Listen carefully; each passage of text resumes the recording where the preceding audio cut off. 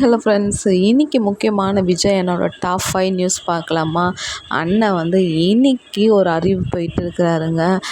கரூரில் நடந்த பிரச்சனையும் ஆகட்டும், கரூரில் நடந்த பாதிப்பாகட்டும், அவங்கள வந்து அடுத்த மாதம் 2ஆம் தேதி விஜய் அண்ணன் நேர்லேயே போய் பார்க்குறேன்னு சொல்லியிருக்கிறாருங்க.